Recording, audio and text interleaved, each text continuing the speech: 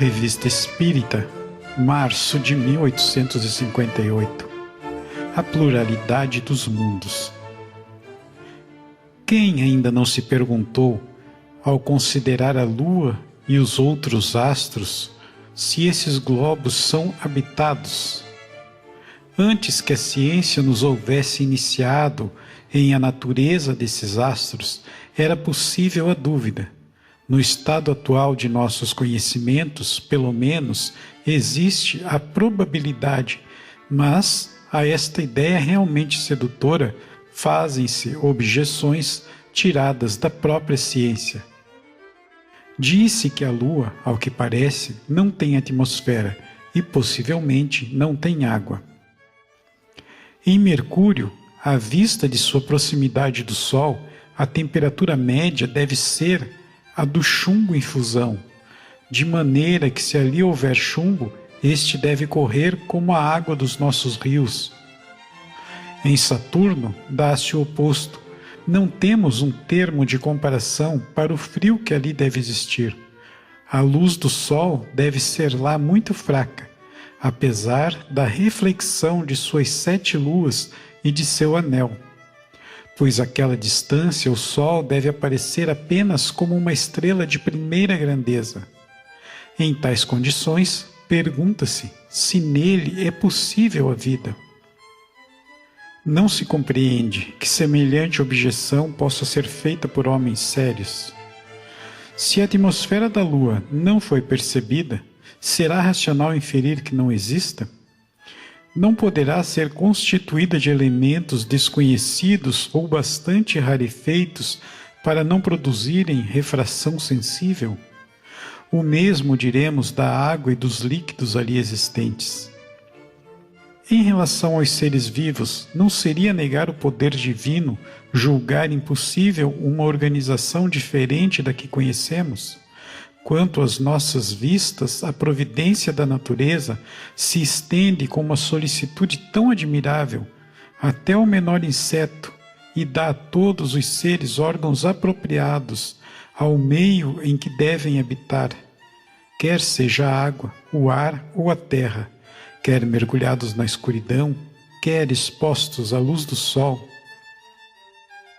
Se jamais houvéssemos visto um peixe, não poderíamos conceber seres vivendo na água. Não faríamos uma ideia de sua estrutura. Até bem pouco tempo, quem teria acreditado que um animal pudesse viver indefinidamente no seio de uma pedra? Mas, sem falar desses extremos, os seres que vivem sob o fogo da zona tórrida poderiam existir nos gelos polares? Entretanto, nos gelos há seres organizados para esse clima rigoroso, que não poderiam suportar a ardência de um sol vertical. Por que então não admitir que certos seres possam ser constituídos de maneira a viverem em outros globos e num meio completamente diverso do nosso? Por certo, sem conhecer a fundo a constituição física da Lua, nós sabemos o bastante para assegurar que ali não poderíamos viver tais quais nós somos, como não o podemos em companhia dos peixes no seio do oceano. Pela mesma razão, os habitantes da Lua, se um dia pudessem vir à Terra, uma vez que constituídos para viver sem ar ou num ar muito rarefeito, talvez completamente diverso do nosso, seriam asfixiados em nossa espessa atmosfera, como nós quando caímos na água. Ainda uma vez, se não temos a prova material da presença de seres que vivem em outros mundos, nada prova que não possam existir organismos apropriados a um meio ou a um clima qualquer. Ao contrário, diz-nos o simples bom senso que assim deve ser, pois repugna a razão crer esses inumeráveis globos que circulam no espaço sejam simples massas inertes e improdutivas. A observação ali nos mostra superfícies acidentadas, como aqui, por montanhas, vales, abismos, vulcões extintos e em atividade. Por que então não haveria ali seres orgânicos? Seja, dirão, talvez haja plantas e até animais, seres humanos, porém, homens civilizados como nós, conhecendo Deus, cultivando as artes, as ciências, será possível? Com certeza, nada prova matematicamente que os seres que habitam os outros mundos sejam homens como nós, ou que sejam mais ou menos adiantados que nós, do ponto de vista moral. Mas quando os selvagens da América viram desembarcarem os espanhóis, não tiveram mais dúvidas de que além dos mares existia um outro mundo cultivando artes que lhes eram desconhecidas.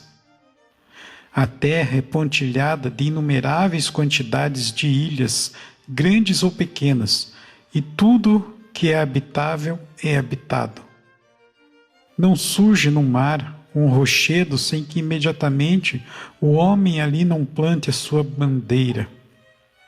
Que diríamos nós se os habitantes de uma das menores dessas ilhas, conhecendo perfeitamente a existência de outras ilhas e continentes, mas não tendo tido nunca relações com os que o habitam, se considerassem os únicos seres vivos do globo?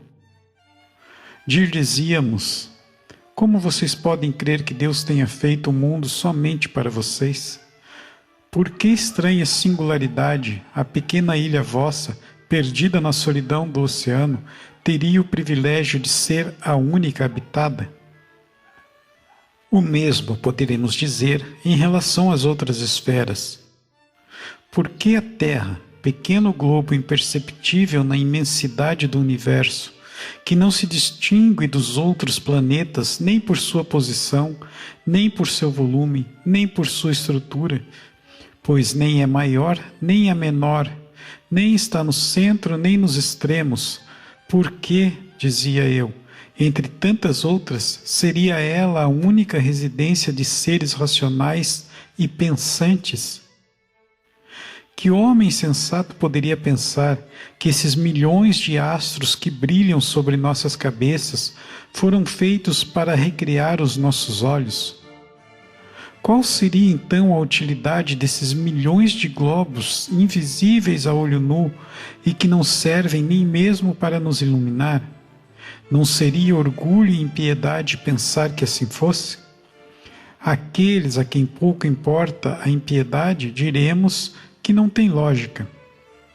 Chegamos, pois, por um simples raciocínio que muitos outros fizeram antes de nós, a concluir pela pluralidade dos mundos.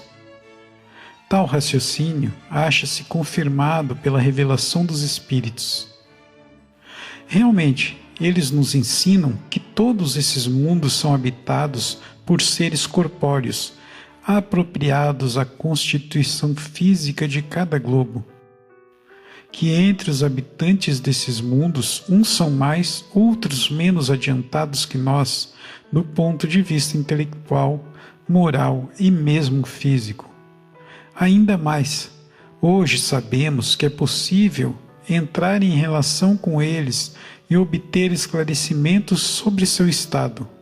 Sabemos ainda que não só todos os globos são habitados por seres corpóreos, mas que o espaço é povoado por seres inteligentes, invisíveis para nós, por causa do véu material lançado sobre nossa alma, e que revelam sua existência por meios ocultos ou patentes. Assim, tudo é povoado no universo. A vida e a inteligência estão por toda parte, em globos sólidos, no ar, nas entranhas da terra e até nas profundezas etéreas. Haverá tal doutrina que repugne a razão? Não é ao mesmo tempo grandiosa e sublime?